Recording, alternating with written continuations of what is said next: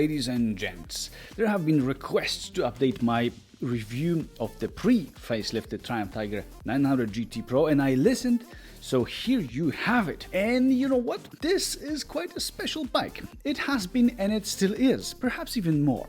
It's a bike that takes care of you. It used to be a safe choice, and now it's almost entirely in the shoes of BMW. Triumph is, in my opinion, officially the new BMW brand in motorcycles. I'll explain what I mean in a moment.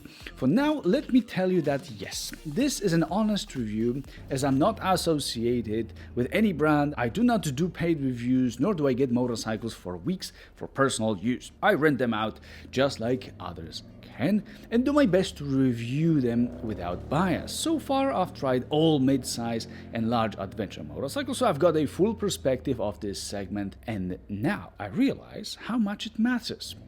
I mean, it matters a lot. I need to start off with a brief explanation that this new, updated for 2024 and on, Tiger 900 does implement some changes like a power bump from 95 horsepower to 108 horsepower, while its torque is up to 90 Nm, previously from 87 Nm, so not a big difference in terms of torque. There is a different seat, different fuel tank, new display like in the Tiger 1200, new marker lights, USB-C, enhanced brakes, meaning linked brakes, and an allegedly better ABS, especially in the rear. That's what Triumph is claiming, and I'll comment on that. Allegedly, there should be less vibration on the handlebar, and this seems to be done well, as I could not feel any. The updated version may be a few kilograms heavier for whatever reason. Some other things include cosmetic design changes and equipment options, like a heated seat being already there in the GT Pro. It's standard. So overall, to me, it's still the same bike, and despite that 888 cubic centimeter engine with 3 cylinders being very smooth, it's not a beast. And you would expect a lot of excitement seeing 180 horsepower on paper. Definitely it's not there with the top bikes from this segment like KTM 890 Adventure, BMW F900 GS, and Ducatis when it comes to explosiveness, when it comes to impressive power delivery and top power. It's just not exciting to me. It's quick and it does accelerate with ease, but it's not what I would expect myself from those numbers. I feel it should suit older or simply calmer riders overall. There are riding modes, and switching between road and sport seems to do nothing, if you'd ask me. In both modes, traction control fights hard and may suddenly cut power at random points on the RPM range, and I don't like that. It's not smooth in its operation here, but instead it's rather violent. Otherwise, again, it is a smoothly revving engine. It's quiet, it's soft and easy to live with. Reaction to throttle is a bit shaky when you engage it, but then throughout the whole range it's all under control with no bumps and shakes. It's not a very flexible engine with a fairly weak low end and mid-range, which may be the effect of delivering more power in the top right now. That's possible, but still, KTM, BMW and Ducatis are feeling more explosive and fun here in terms of engine performance. In terms of vibration, I've got nothing to complain about, and heat management is fine too. After pushing the engine and then stopping at the traffic lights, for a brief moment you may feel some heat around your lower legs, but it takes just a short moment and the bike handles that. It's surprising how effective the cooling becomes then. The transmission worked flawlessly and very light, and this time on a Triumph I've had no issues with the quick shifter, which makes me wonder if Triumph maybe improved anything, as it's really good in this Tiger 900. Still, I'm not a fan of this engine, but overall it's solid and it's okay. What it rocks is suspension. Not literally, but it would do well riding on anything, including rocks, I feel, as first of all, it's worth to mention that there's electronic adjustment of the preload of the rear suspension. It is hidden deep in the menu, and it takes years to reach via the weird joystick on the left handlebar next to the indicator switch, as it's buried in this new for this model menu, like in Tiger 1200. But it's there for you.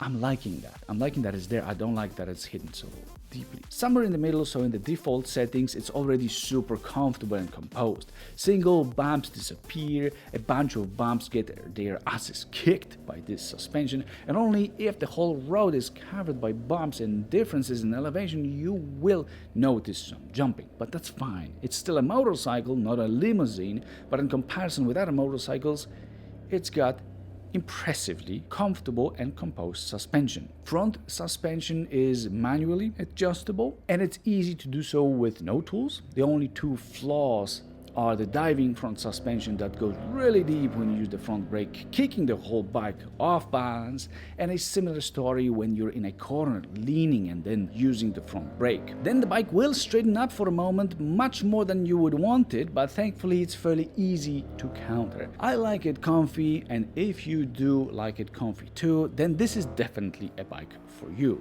within this segment. Not many will be able to match it, just a Ducati Desert X, a Multistrada V2 perhaps. I feel the Triumph Tiger 900 GT is a motorcycle that I would be able to pick if I wanted to ride off the road for a really long time on some gravel roads, as I would like it to glide over all that smoothly and without shaking. I also wouldn't want to stand on the pegs at all times, as in other bikes you would have to, in fear of losing your teeth otherwise. And I wouldn't do that on this Tiger because the handlebar is pretty low, so standing on the pegs would not work for me very well. The front rim is a standard size, so a 19-inch, while in the rear you're getting a 17-inch rim. And since we're here, this new seat is pretty nice and I'm totally comfortable on it. It's not too hard, it's wide enough, you don't slide, and well, everything is very well done with it. No complaints whatsoever. There are two height positions. I had it in the taller at 84 centimeters, while you may lower it to 82 centimeters. In the taller position, my knee angle is very good. Foot pegs are in the comfortable position, and my lower body is very happy on this Tiger 900. Upper body is not that much. I sit upright, so that's fine, but the handlebar seems too low for me. I realized that it seems to be very much relaxed oriented and not sporty riding focused. So if you would like to ride more aggressively, I would recommend a handlebar riser, and I would prefer it that way. It's alright, but I would prefer some better control in this area. I'm 1 meter 83 centimeters tall, or 6 feet tall for the record. Now, talking about raising things, the windshield is height adjustable, which is nice. You do it manually and the range looks fine, but the shield itself is crap and overall wind protection is quite bad, in my opinion. There's a lot of turbulences, especially in the lower position. Because of that, the shields should be up, but even then it still has this interesting feature of throwing all kinds of road debris into your eyes from the bottom of the helmet. So there is something likely with that cutout hole in the shield that causes the air at still fairly low speeds to fly up your body and into your helmet from the bottom. I don't like that, and every time I ride a Tiger 900, I really have issues with that and watery eyes due to some sand and the other crap immediately in my eyes. It's a mistake. This windshield needs to be replaced with something aftermarket. Bad score from me. But how does this thing ride in terms of eating up corners? I wouldn't mean myself if I wouldn't tell you the truth. And the truth is that there's nothing that I could think of things to complain about. Likely the weakest point is that it takes a bit of effort and time to change directions, but it's normal here in this segment of rather tall motorcycles. It's not worse than most others in this area, so I guess I'm happy with its performance. And that's the weakest aspect. In other areas, like stability at crawling speeds right next to stationary cars, balancing when riding straight at low and high speeds, stability in the corners when not braking, it's all very good. It's proper and how you would expect it to be. Tiger 900 GT Pro weighs 222 kilograms with fluids, so it's somewhere within the segment standard. This bike is totally under your control and will not surprise you with anything negative, which makes it super competent. It's not crazy exciting and it doesn't encourage you to ride like crazy, but it's above average in every aspect, I feel. It does corner well and I'm totally happy with it. However, there is at least one bike that does it better here, but I'll leave that for my comparison with all mid-size adventure motorcycles that is coming. Yeah, it's a good bike if you want to enjoy corners. I can recommend it, and that's a strong point for me.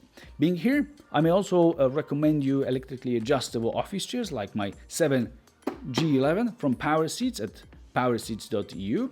At the website, you will also see a Rolls-Royce office chair in 2 versions, one still available for you guys, an actual Rolls-Royce chair built from a Rolls-Royce seat, not something that's a Rolls-Royce of office chairs. Well, also, never mind, just take a look yourselves.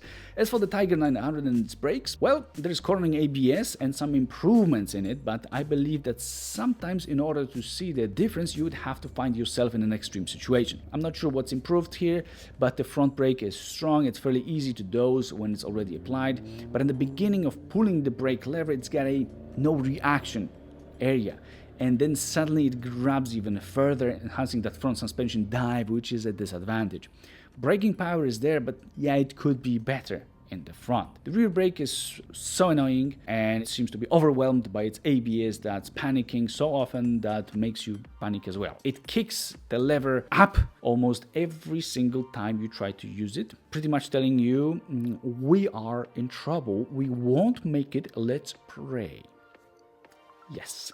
This bike cares about you, but when it comes to braking, it does it with a drama almost every single time. Let me say it again. It's clearly a bike for a calm rider that's not interested in pushing the Tiger to its limit, or perhaps pushing it at all.